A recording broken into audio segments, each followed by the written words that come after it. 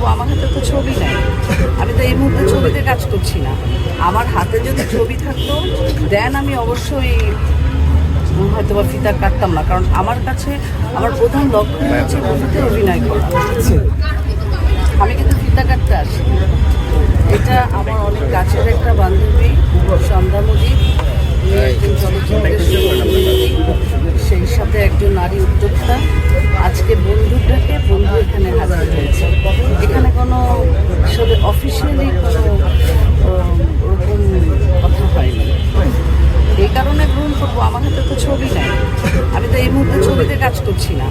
আমার হাতে যদি ছবি থাকতো দেন আমি অবশ্যই হয়তো বা ফিতা কাটতাম না, কারণ আমার কাছে আমার প্রধান লক্ষ্য হচ্ছে মুভিতে অভিনয় করা, কারণ আমার ওইটা বেসিক, ওইটা দিয়েই আমার জন্ম।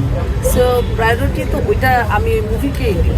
এটা অনেক পজিটিভ, কিন্তু আমি যেটা বলবো মানে যেটা আর কি নেগেটিভ যেটা হয়, যে যারা রানিং হিরোইন, যাদের টিকিট কেটে চলচ্চিত্রে, তাদের চলচ্চিত্র টিকিট কেটে হলে যে দর্শক দেখবে, সেক্ষেত্রে বিনা পয়সায় ওপেনিংয়ে বা বিভিন্ন জায়গায় রিলসে কন্টেন্টে দেখে ফেলে, তখন আর দর্শক ওই আগ্রহটা ওই সব অভিনেতাদের বেলায় থাকবে না।